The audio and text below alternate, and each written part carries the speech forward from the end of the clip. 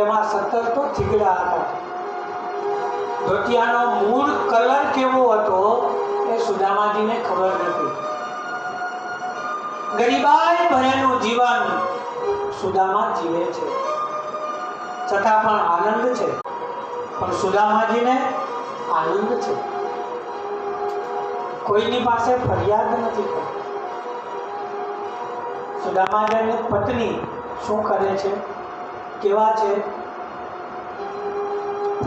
પત્ની સુદામાની સંસ્કારી, પત્ની સુદામાની સંસ્કારી,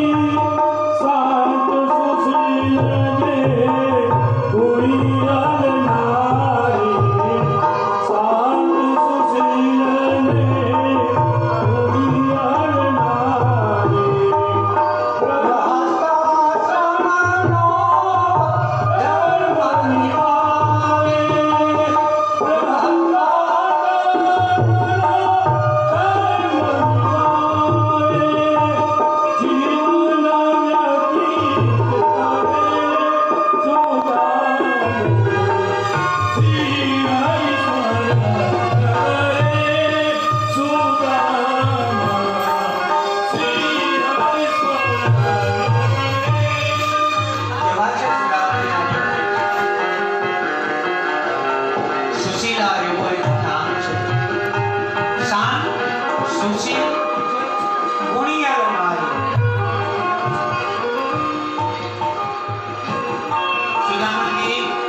કાર્ય શું કરતા?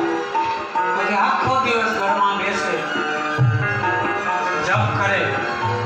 સુદામાજીનું ગરીબાઈ ભરેલું જીવન છે, પણ સુશીલાજી ક્યારે આવી અને શ્રીરામની સાથે ઝઘડો નથી કરતો. અત્યારે કારણ ગ્રહસ્થાશ્રમનો ધર્મ નિભાવી. સુશીલાજી સંસ્કારી છે, ગ્રહસ્થાશ્રમનો ધર્મ એ નિભાવી રાખ્યો છે. ત્યારે સુશીલાજીએ સુદામાની સામે ઝઘડો નથી કર્યો. અત્યારના આપણા વર્તમાન સમયમાં કદાચ પતિદેવ કઈ ના કરતા હોય તો તરત કહે કે ભાઈ કમાવાની ટેવ નથી તો લગ્ન શું કામ કર્યા? સુશીલાજી બોલતા.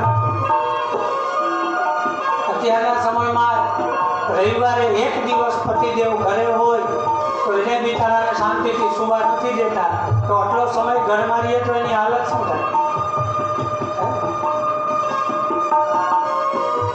ઘણા માણસો એમ કહેતા કે બ્રાહ્મણનો દીકરો છે, મૂર્ખ છે. કોઈ એમ કહે કે આ અજ્ઞાની છે. સમાજને ટેવ છે વાતો કરવાની, સમાજ વાતો કરવાનો જ છે. સુદામાજીએ ક્યારેય આ વાત ઉપર ધ્યાન નથી દીધું.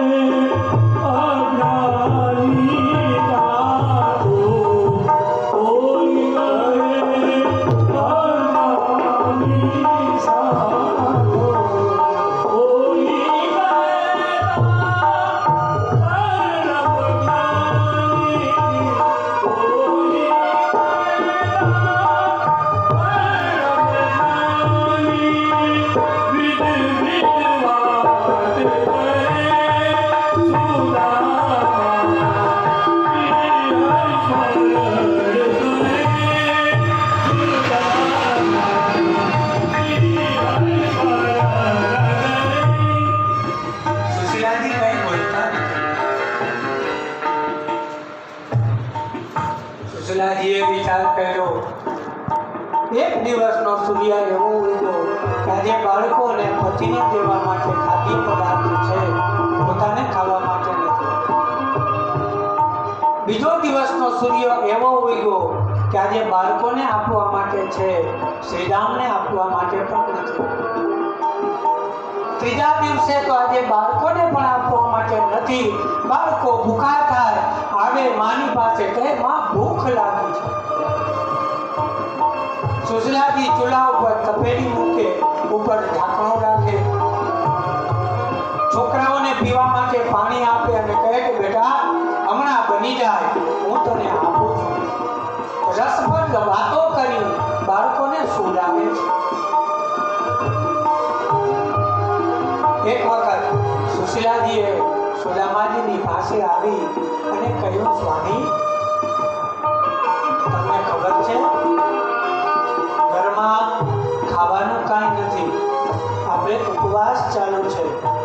તમને ખબર છે? વડવડતા નિર્દોષી બાળક, વડવડતા નિર્દોષી બાળક, જેના પડે બંને પાલક, જેના પડે બંને પાલક,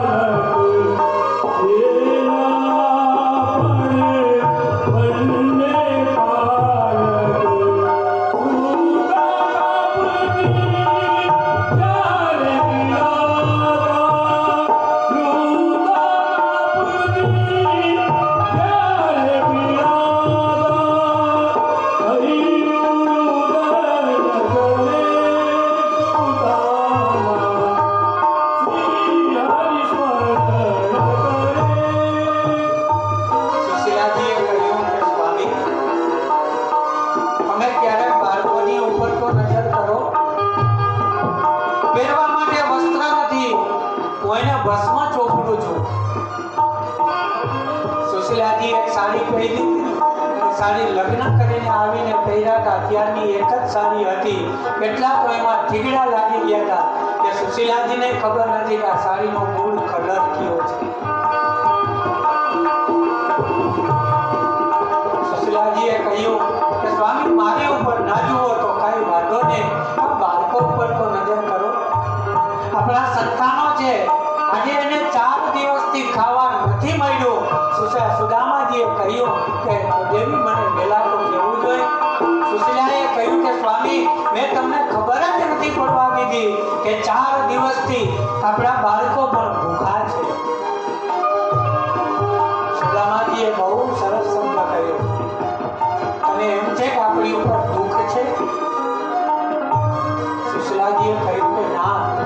સુદામાજીએ કહ્યું કે દેવી હજી તો શરૂઆત થઈ છે દુઃખની, ત્યાં હિંમત આવી ગયા.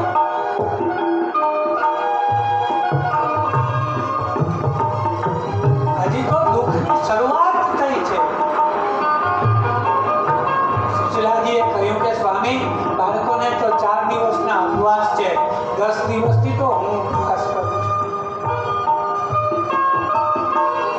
હું હિંમત નથી આવી, પણ એક કામ કરો ને. કહ્યું શું? સ્વામી મેં એવું સાંભળ્યું છે કે દ્વારિકાનો નાથ તમારા મિત્ર છે, તો તમે ત્યાં જાઓ ને. સુદામાજી કગર વગર સામે જોઈ અને કહ્યું કે દેવી તારી ઈચ્છા એવી છે કે હું માંગવા જાઉં? સુશીલાજી હાથ જોડીને ઊભા છે. કહ્યું નહીં સ્વામી, હું તમને ક્યાં કહું છું કે તમે માંગવા જાઓ. તમારી ટેક છે, મને ખબર છે. હું એમ નથી કહેતી માંગવા જાઉં. જય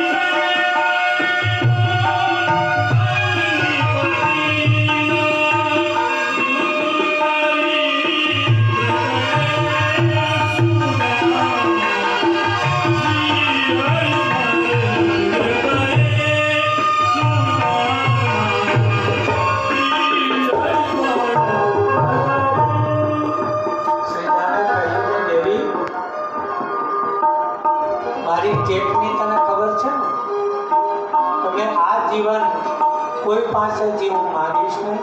સુશીલાજીએ કહ્યું કે હા સ્વામી, મને ખબર છે. હું એમ નથી કહેતી કે તમે દ્વારિકા જઈ અને કંઈક માગો, પણ તમે મને વાત કહી દીધી કે તમે અને દ્વારિકાનો રાજ સાંદીપની આશ્રમમાં વિદ્યાભ્યાસ કરી બહાર નીકળ્યા ત્યારે ભગવાને તમને કાર્ય સોંપ્યું કે પૃથ્વીનો ભાર ભગવાન ઉતારશે અને ધર્મનો પ્રચાર તમે કરશો. તમે જઈ અને સમાચાર તો આપો કે તમે ધર્મનો પ્રચાર કેટલો કર્યો. હું એમ નથી કહેતી કે તમે માગો, સમાચાર તો આપો.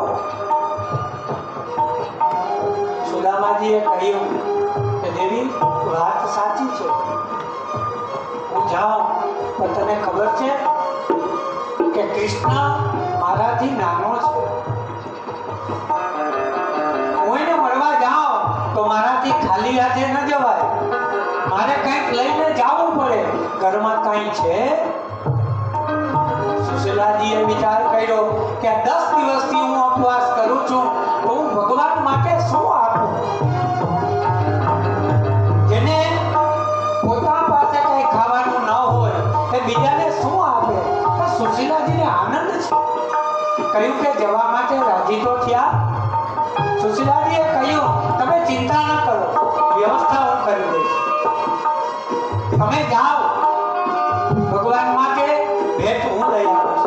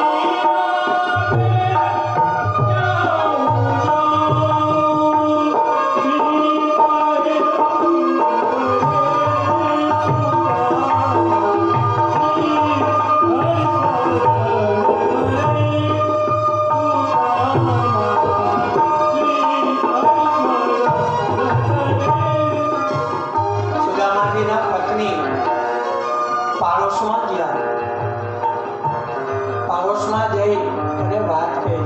કહ્યું, બેન, મારા સ્વામી કાલે દ્વારિકા જવાના છે, તો ભેટ એને આપવી છે, તમારી પાસે કાંઈ છે? બેને કહ્યું કે બેન, બીજું તો કાંઈ નથી, તો 2 મુઠ્ઠી તાંદૂળ છે, એ લઈ જાઓ. સુનિતાજીએ કહ્યું કે બેન સાંભળ, હું માગવા નથી આવ્યો, ઉછીનું લેવા આવી છું. ભગવાન જ્યારે અમને આપશે ત્યારે અમે તને પાછું આપી દઈશું, હું માગવા નથી આવ્યો. 2 મુઠ્ઠી તાંદૂળ લીધા. મિત્રો, જેના બાળકોને પહેરાવવા માટે વસ્ત્ર ના હોય, કે આ 2 મુઠ્ઠી તાંદૂળ બાંધવા માટે તો કપડું એની પાસેથી ક્યાંથી હોય? ગરીબાઈ આટો લઈ ગઈ છે. સુદામાની પાસે કોઈ જાતું નથી. શું કામે નહીં જાતું હોય? શું સુદામા દારૂ પીતો, જુગાર રમતો? તો કોઈ એની પાસે જાતું શું કામે નહીં? માત્ર એક જ કારણ કે સુદામો ગરીબ હતો, એટલે કોઈ એની પાસે જાતું. સુશીલાજીએ કામ કર્યું. રસ્તા ઉપર જે કપડાના ટુકડા પડ્યા હતા એને ધોઈ સાફ કરી, એ કપડાની ગાંઠો વાળી શ્રી કૃષ્ણ શરણમ મમ, શ્રી કૃષ્ણ શરણમ મમ પોટલી તૈયાર કરી 2 મુઠ્ઠી પૌવા નાખ્યા. સુદામાજીની પાસે આવી ઊભી છે. સુદામાજીએ કહ્યું કે હું જાઉં. સુદામાને કોઈ પૂછવા પણ નથી આવતું, કારણ કે ગરીબ હતો. આપણા સમાજની આ કરુણતા છે. જેની જરૂર છે એને જીવવા નથી દેતા. કેવો છે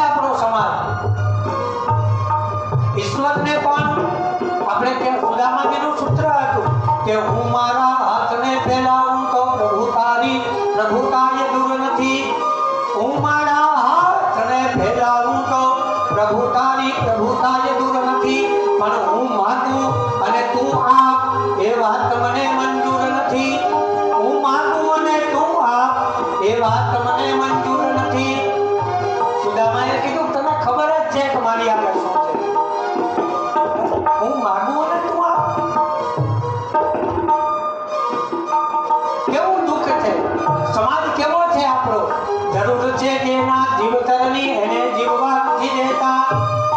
જરૂર છે જેના જીવતરની એને જીવવા નથી દેતા. મરે છે જે મોતને વાકે એને મરવા નથી દેતા. જેને જીવવું છે એને જીવવા નથી દેતા. જેની જરૂર છે એને જીવવા નથી દેતા. જેની કાંઈ જરૂર નથી એને ધરાવતી ઓક્સિજનના બાટલા ચડાવી જીવતા રાખે છે. કેવો છે સમાજ. ધરાયેલાના મોઢામાં પરાણે કોડી આદીએ. ધરાયેલાના મોઢામાં પરાણે કોડી આદીએ. ભૂખિયાને કાજે વાસી ભાત હું અને તમે વધવા નથી દેતા. દીકરાના લગ્ન હોય, વેવાય બેઠા હોય જમવા, વેવાય હાથ જોડ્યો કે હવે બસ કે મારા આમ એક જાંબુ ખાવ. બાર ભૂખાની લાઈન બેઠી હોય તો એના માટે આપણે ભાતે વધવા નથી દેતા. હેઠવાડમાં એટલું નાખી દઈ તો બહાર બેઠા હોય એને નથી દેતા. કેવો છે સમાજ. સુખડ અને ઘી થકી બળતા સબો મોટા ધનવાનોના. કોઈ પૈસાદાર માણસ મરી જાય તો સુખડ અને ઘીથી બાળવામાં આવે. પણ રસ્તા ઉપર આપણે જતા હોય, એક્સિડન્ટ થઈ ગયો હોય, કોઈ લાશ પડી હોય, ગરીબીની લાશ પર પૂરું કફન પણ ચડવા નથી દેતા. એ સબ એમને એમ પડ્યું હોય પણ આપણે તેની ઉપર વસ્ત્ર ઉડાડવાનો સમય નથી. સુદામાજીએ કહ્યું કે દેવી મારા માટે કઈ લઈ આવ્યા. કહ્યું કે હા, આ પોટલી લઈને આવી છું. આ જીર્ણ વસ્ત્રથી મેં ટુકડા બાંધી પોટલી તૈયાર કરી. આ લઈને જાઓ. સુદામાજી જોવે છો ચડ્યો કે આ પોટલી. સુશીલાજી સમજી ગયા. સુશીલાએ કહ્યું કે સ્વામી આ આપવામાં કદાચ તમને સંકોચ થાય ને તો તમે કહેજો તારી ભાભીએ મોકલી છે.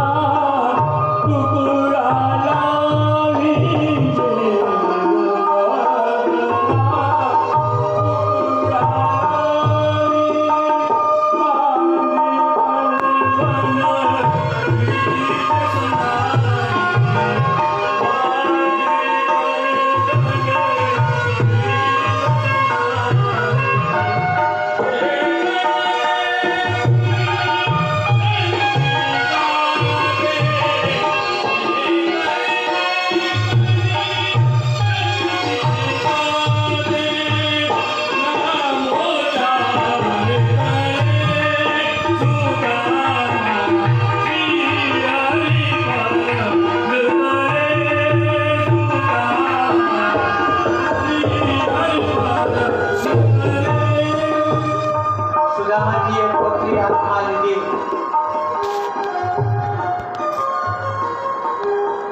હાથમાં લાકડી, દુબળું પાતળું શરીર, ખભા ઉપર જનોનો વજન લાગે.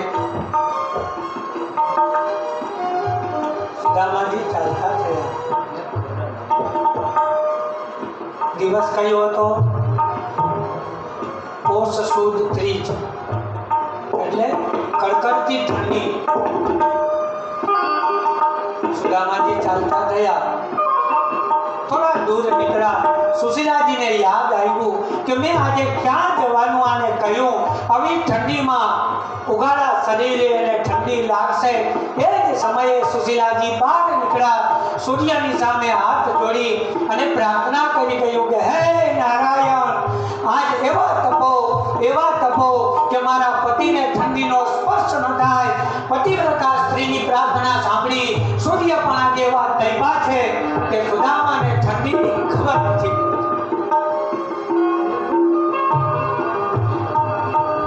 સુદામાજી ચાલતા થયા. મધ્યાહનનો સમય થયો. વડલાના ઝાડ નીચે બેઠા છે. કહ્યું થોડો વિશ્રામ કરું પછી જાઓ. મધ્યાહનો સમય થયો. આ બાજુ દ્વારિકામાં રુક્ષ્મણીજીએ ભગવાનનો થાળ તૈયાર કર્યો. આજે ભગવાન જમી શકે એમ નતા. રુક્ષ્મણીજીએ કહ્યું કે સ્વામી ભોજન કરો ને. ભગવાને કહ્યું કે દેવી આજે ભોજન થાય એમ નથી.